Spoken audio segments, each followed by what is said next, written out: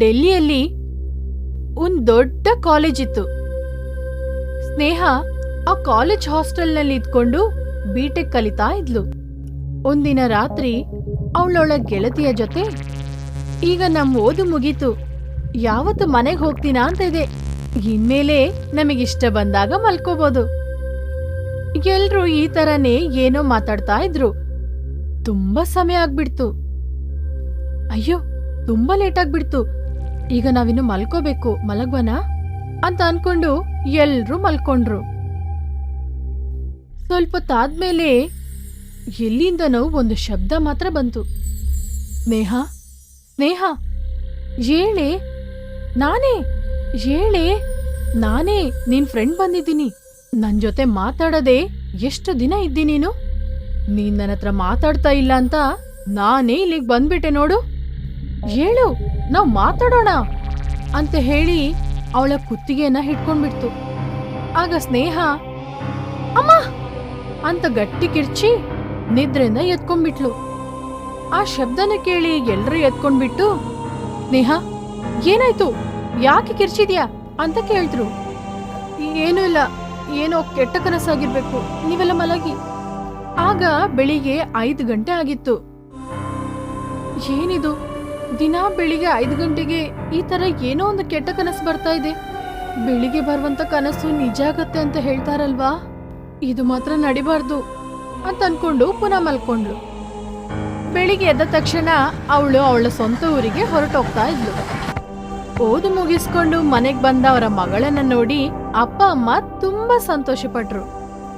ಆಗ ಅವಳ ಅಮ್ಮ, ಏನಮ್ಮ ನೀನ್ ಹಾಸ್ಟೆಲ್ನಲ್ಲಿ ತಿಂತಾ ಇದ್ಯಾ ಇಲ್ವಾ? ಇಷ್ಟು ಸಪುರಾಗ್ಬಿಟ್ಟೆ. ಯಾವಾಗ್ಲೂ ಓದುದು ಮಾತ್ರ ಅಲ್ಲ, ಊಟ ಕೂಡ ಚೆನ್ನಾಗಿ ಮಾಡ್ಬೇಕು. ಅಮ್ಮ, ನಾನ್ ಓದಿ ಮುಗಿಸಾಯ್ತಲ್ವಾ, ಇನ್ಮೇಲೆ ನಾನು ಇಲ್ಲೇ ಇರ್ತೀನಲ್ವಾ, ಚೆನ್ನಾಗಿ ತಿಂತೀನಿ. ಅದು ಸರಿ, ತಿನ್ನುವ ಬಗ್ಗೆನೆ ಮಾತಾಡ್ತಾ ಇದ್ಯಾ, ನಾನ್ ಮದ್ವೆ ಬಗ್ಗೆ ಮಾತಾಡಿದ್ಯಾ ಅಂತ ಅವಳ ಅಮ್ಮನ್ ಜೊತೆ ಮಾತಾಡ್ತಾ ಇದ್ಲು. ಓ, ಮಾಡೋಣ ಮಾಡೋಣ, ನಾಳೆನೆ ಮಾಡ್ಬಿಡೋಣ, ತರ್ಲೆ ಹುಡುಗಿ ಅಂತ ಅವ್ರು ಕೂಡ ಮಾತಾಡ್ತಾ ಇದ್ರು. ಆ ದಿನ ರಾತ್ರಿ ಎಲ್ರೂ ಊಟ ಮಾಡ್ಕೊಂಡು ಮಲ್ಕೊಂಡಿದ್ರು. ಸ್ನೇಹ ಅವಳ ರೂಮ್ನಲ್ಲಿ ಇದ್ಲು. ನಿದ್ರೆ ಬರದೆ ಆಚೆ ಈಚೆ ನಡ್ಕೊಳ್ತಾ ಇದ್ಲು.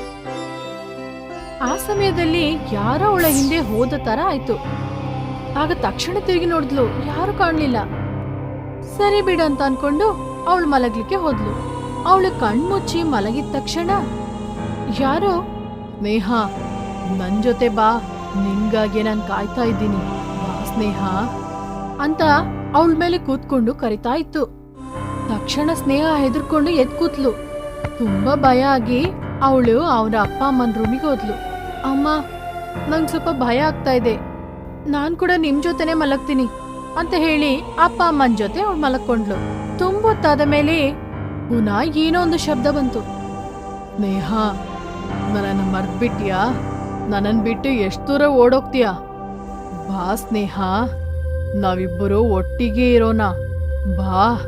ನೀನು ಸತ್ತೋದ್ರೆ ಇಬ್ರು ಒಟ್ಟಿಗೆ ಇರ್ಬೋದು, ಸತ್ ಹೋಗು ಅಂತ ಹೇಳಿ ಅವಳ ಕುತ್ತಿಗೆನ ಹಿಡ್ಕೊಂತು.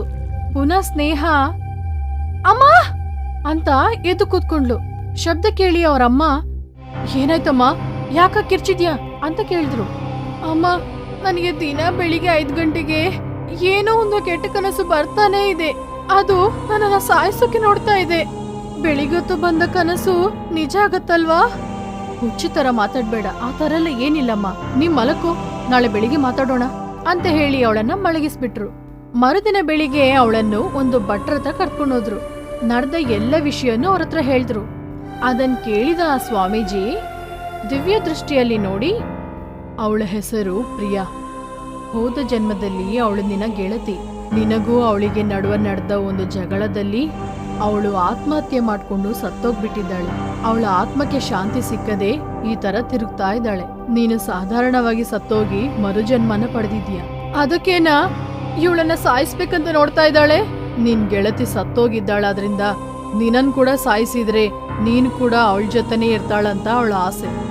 ನೀನು ಹೆದರ್ಕೋಬೇಡ, ನಾನ್ ನಿನಗೊಂದು ತಾಯತ್ತು ಕೊಡ್ತೀನಿ, ಅದು ನಿನ್ನ ಹತ್ರ ಇದ್ರೆ ಅದು ಯಾವತ್ತೂ ನಿನ್ನ ಹತ್ರ ಬರಲ್ಲ ಅಂತ ಹೇಳಿ ಅವಳ ಕೈಗೊಂದು ತಾಯ್ತನ್ನ ಕಟ್ಬಿಟ್ರು. ಆಮೇಲಿಂದ ಆ ದೆವ್ವ ಇವಳ ಹತ್ರ ಬರ್ಲೇ ಇಲ್ಲ. ಸ್ನೇಹ ಅವಳ ಕುಟುಂಬದೊಟ್ಟಿಗೆ ತುಂಬಾ ಸಂತೋಷವಾಗಿದ್ಲು.